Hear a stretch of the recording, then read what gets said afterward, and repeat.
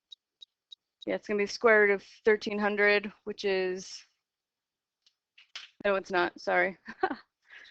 900 minus 400, square root of 500. Thanks. Yeah, I trust you. Pythagorean theorem, we just get the last x value. And then that's the moment in time I'm interested in, and not until I have my equation that has rates in it do I start plugging in the stuff I know.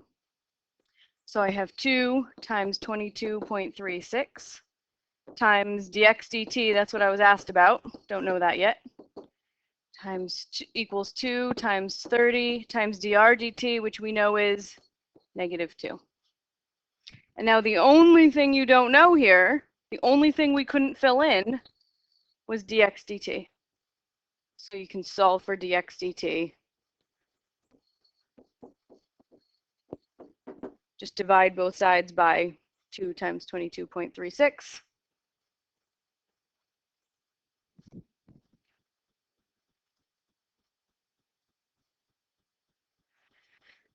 So I've got negative 120. Oops. Negative 120. That's 2 times 30 times -2 divided by 2 times 22.36. Negative 2.68. And what are my units on that? Close. Oh, actually, maybe that is the answer. It is feet per second. Sorry, I was thinking about the other problem. Feet per second. The x units over the t units, right? When you're analyzing a derivative of dx dt, the x units over the t units. So does it make sense that it came out negative? Yes. Yeah, because the boat is getting closer to the dock, x is decreasing, that distance is decreasing, so the derivative should come out negative. We do this. Awesome. Yeah, we'd have to convert from meters first. Mm-hmm. So this is easier. Yeah. Wonderful.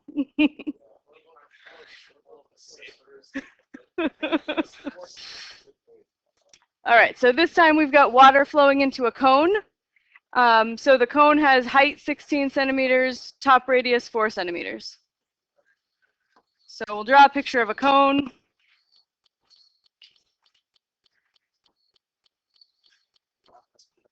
Its height is 16 centimeters, and the radius is 4 centimeters. Yeah, so water's being poured in here. And so as the water is poured into the cone, the water level is going to rise, right? So that's a changing variable. All right, so yeah.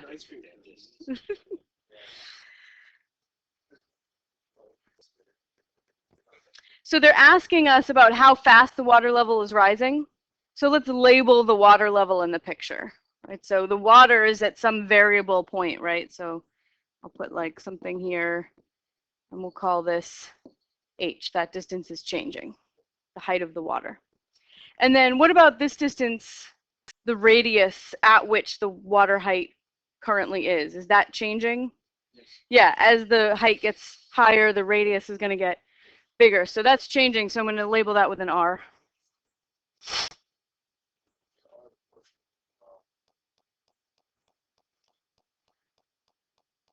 Yeah. Yeah, how are, so Alex, you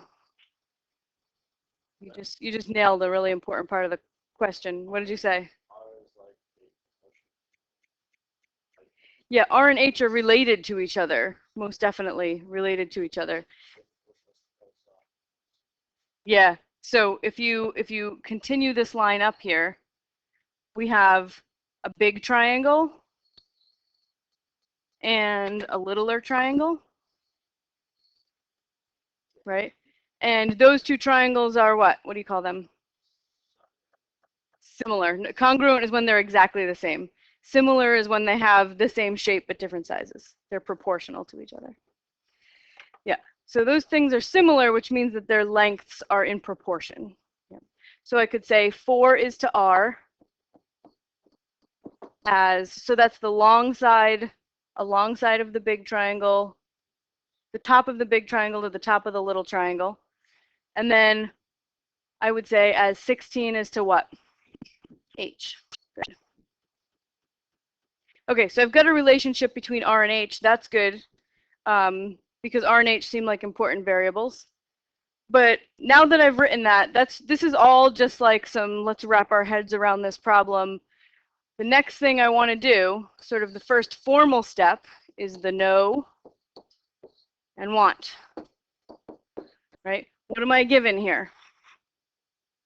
Rate. Which rate? The water is flowing into the cone at a rate of 2 cubic centimeters per minute. What does cubic centimeters measure? Volume. So I've been given something about a rate of change of the volume, right? So I've been given dV dt is 2.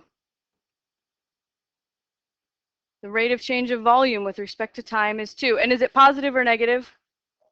Positive, because the volume is increasing. Derivative should be positive. And what do I want?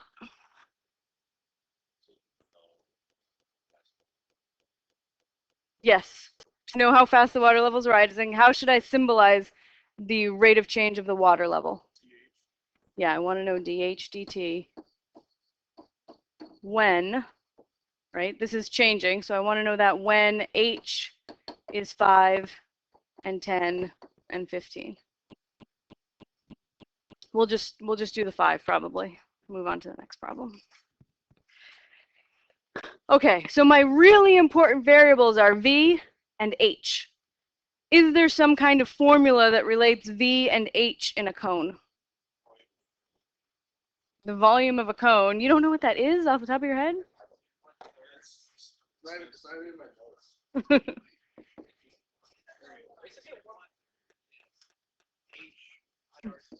Yeah. 1/3 pi r squared h. Good. Just so you know, like on any kind of quiz or a test, if there's some geometric formula that you need for this, I would give it to you. You don't have to know every single one off the top of your head. Okay, so this has too many variables. It's squared. I believe it's squared, yeah. So I only want 2 variables because I've only been given information about V and H. So it would be really awesome if I could get rid of that R. Substitute R. What should I put in for R? Hint, hint, hint. Yeah. Back up to here, that this observation that Alex made at the beginning, that H and R are related to each other, I can solve for R and substitute into that equation. Yeah. R equals H over 4. Because what I'm being asked about is H, and if I get rid of H, I could, but then I'd have to do a little bit of work at the end to get the answer. Yeah. All right, so replace the R with an H over 4.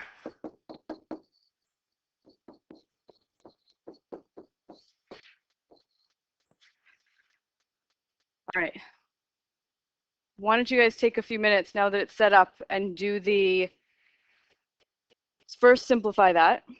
Take ddt of both sides and then plug in the snapshot. See if you can finish solving for dH dt. All right, so we've got the same situation, ladder leaning against a wall. The ladder's always 6 meters, and we called this distance x and this distance y before. And then, let's see, what do we know? What do we want? We know the same thing we knew before. We know that dx dt is moving at that's a constant half. Rate of change of the x is a constant at a half. Okay, but this time we would like to know at which rate the angle the ladder makes with the floor is changing. So the angle the ladder makes with the floor we should label and call it theta. And so I want to know d theta dt. That's how you symbolize the rate of change of the angle. All right, so I want to know d theta dt when x equals 3, when the bottom of the ladder is 3 meters from the wall. All right, so my important variables are x and theta this time. Y is not an important variable because it's not part of what I want. It's not part of what I know. So can you write an equation that relates x and theta in this triangle? Cosine. Yep. Cosine of theta is equal to adjacent over hypotenuse. So there's my equation. I got to take d dt of both sides.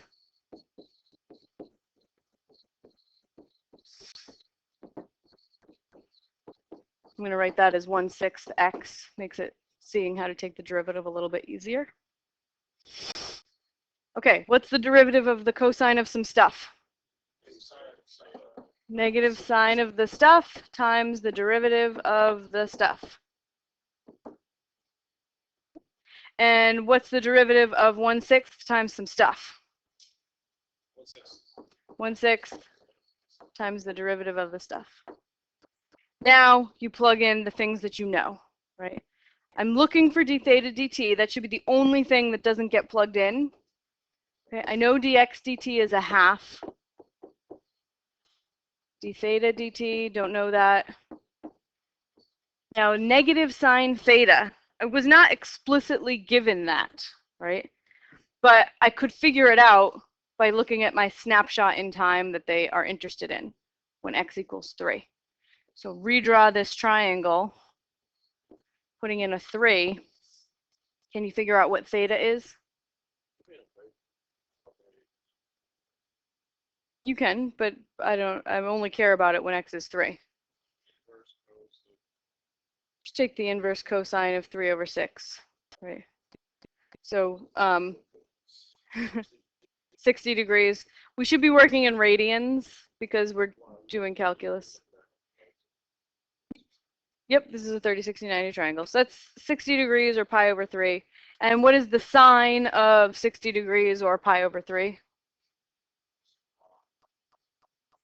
I'll write this, negative sine pi over 3. Yeah, root 3 over 2.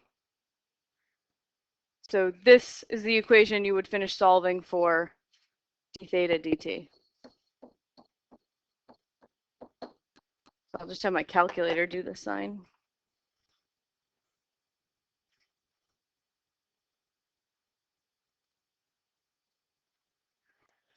Okay, so 1/6 times a half is 1/12. And then I just have to divide by negative sine pi over 3 and make sure I'm in radian mode. Yep, okay. So I get negative 0.096.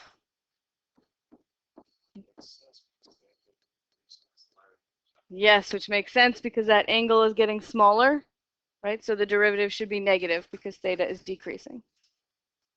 What are my units on this guy? Radians per second. Anytime you're doing calculus with trig, you should be in radians. Otherwise, the derivative formulas that we use don't hold. Yeah.